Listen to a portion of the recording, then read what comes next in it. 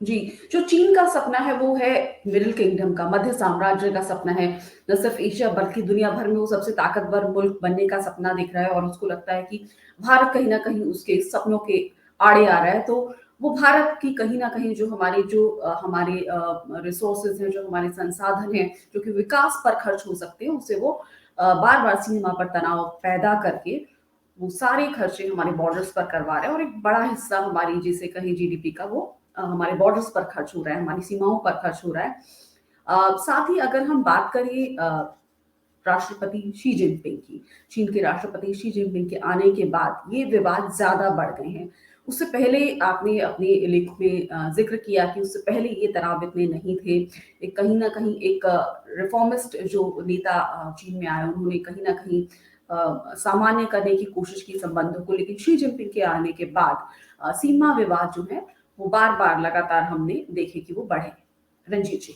आपने सही कहा। देखिए 1993 में और 1996 में भारत और चीन जी, के बीच वास्तविक नियंत्रण रेखा पर विश्वास निर्माण के दो अहम समझौते हुए थे और इसी जी, समझौते को के अनुरूप सीमा पर शांति का माहौल बना रहा। करीब 2012 तक सीमाओं पर शांति की स्थिति बनी रही। दोनों देशों के सैनिक एक दूसरे का एक दूसरे के साथ एक दूसरे के पर्व त्योहारों में शामिल होते थे, मिठाइयों का आदान प्रदान करते थे।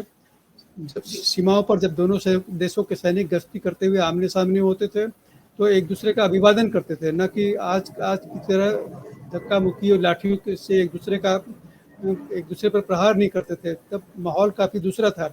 लेकिन शी जिनपिंग ने 2013 में जब से राष्ट्रपति का पद संभाला है, उन्होंने जी, चीन की भारत नीति को काफ़ी पलट दिया है। एकदम पूरी तरह से यू टर्न ले लिया है चीन ने।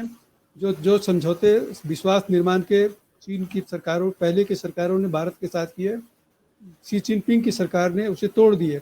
1993 और 1996 के समझौते में सहमति बनी थी कि लाइन ऑफ एक्चुअल कंट्रोल पर दोनों देश ऐसी कोई हरकत नहीं करेंगे जिससे कि सैनिक तनाव पैदा जी, हो।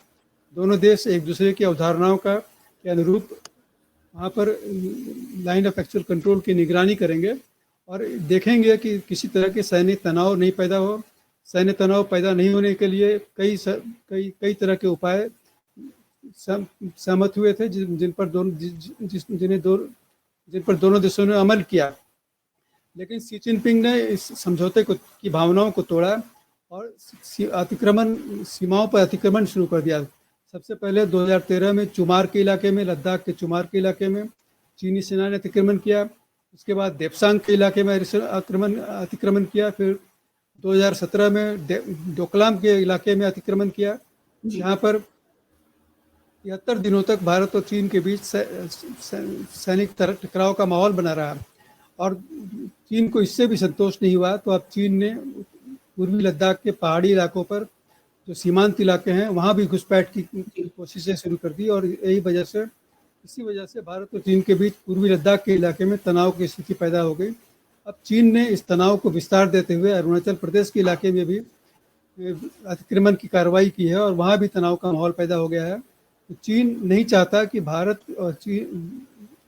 की सेना लाइन ऑफ एक्चुअल कंट्रोल पर आराम से रहे, वो हमेशा उसे तनावग्रस्त रखना चाहता है।